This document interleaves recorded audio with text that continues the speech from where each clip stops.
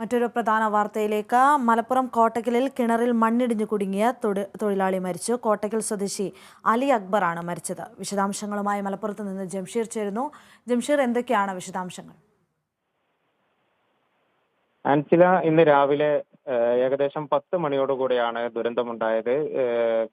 കോട്ടക്കലിനടുത്ത് ചങ്കുവെട്ടിയിൽ കുർബാനി എന്ന് പറയുന്ന സ്ഥലത്ത് ഒരു പുതിയ വീട് നിർമ്മാണം നടക്കുന്നു. അതിന്റെ ഭാഗമായി കിണർ നിർമ്മിക്കുന്നു. ഈ കിണറിൽ മണ്ണിടിയാതിരിക്കുന്നതിന് വേണ്ടി കല്ല് കെട്ടിപ്പടുക്കുന്ന ജോലി നടക്കുകയായിരുന്നു. ഇതിനിടയിലാണ് കിണറിലെ മണ്ണ് ഇടിഞ്ഞു വീണതും ഈ മണ്ണിനടിയിൽ കല്ല് കെട്ടിപ്പടുക്കുന്നതിനായി ഇറങ്ങിയ 2 തൊഴിലാളികൾ മണ്ണിനടിയിൽ കുടുങ്ങുകയും ചെയ്തത് ഇന്ന് രാവിലെ 10 മണിയോടെയായിരുന്നു. അതിനുശേഷം ഉടൻ തന്നെ രക്ഷാപ്രവർത്തനം ആരംഭിച്ചിരുന്നു. അപ്പോൾ തന്നെ കൂടെ ഉണ്ടായിരുന്ന മറ്റു തൊഴിലാളികളും അതോടൊപ്പം നാട്ടുകാരും രക്ഷാപ്രവർത്തനം ആരംഭിക്കുകയും തൊട്ടു പിന്നാലെ പോലീസും ഫയർഫോഴ്സും ട്രോമാ കെയർ പ്രവർത്തകരും എത്തി രക്ഷാപ്രവർത്തനം ആരംഭിക്കുകയും ചെയ്തു. ഏകദേശം 3.5 മണിക്കൂർ നീണ്ട പ്രവർത്തനത്തിനൊടുവിലാണ് ഒരാളെ വിജയകരമായി ജീവനോടെ പുറത്തെടുക്കാൻ സാധിച്ചത്.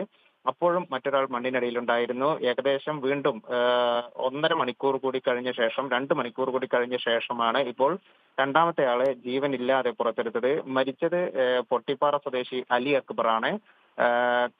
ജീവനോടെ രക്ഷപ്പെടുത്തിയത് എടരിക്കോട് കൊഴൂർ സ്വദേശി അഹദിനെയുമാണ് ജീവനോടെ രക്ഷപ്പെടുത്തിയത്. ഇരുവരും കൽപ്പടവ് തൊഴിലാളികളാണ്. ഇവർക്കൊപ്പം മറ്റ് 4 പേർ കൂടി ജോലിക്കുണ്ടായിരുന്നു എന്ന് പറയപ്പെടുന്നുണ്ട്. ഈ 4 പേരും കിണറിൽ ഇറങ്ങിയിരുന്നില്ല. മരിച്ച അലി അക്ബറും പരിക്കേറ്റ അഹദും മാത്രമാണ് കിണറ്റിൽ ഇറങ്ങിയിരുന്നത്. എന്തായാലും മറ്റാരും ഇപ്പോൾ കിണറിനടിയിൽ കുടുങ്ങിക്കിടക്കുന്നില്ല എന്ന് സ്ഥിരീകരിച്ചിട്ടുണ്ട്. എന്തായാലും ഒരാൾ മരിച്ചു, മറ്റൊരാൾ പരിക്കുകളോടെ ഇപ്പോൾ ആശുപത്രിയിൽ ചികിത്സയിൽ കഴിയുന്നുണ്ട്. അൻസില, വ്യക്തമാണ് ജംഷീർ. മലപ്പുറം കോട്ടക്കലിൽ കിണറിൽ മണ്ണിടിഞ്ഞു കുടുങ്ങിയ തൊഴിലാളികൾ ഒരാൾ മരിച്ചു.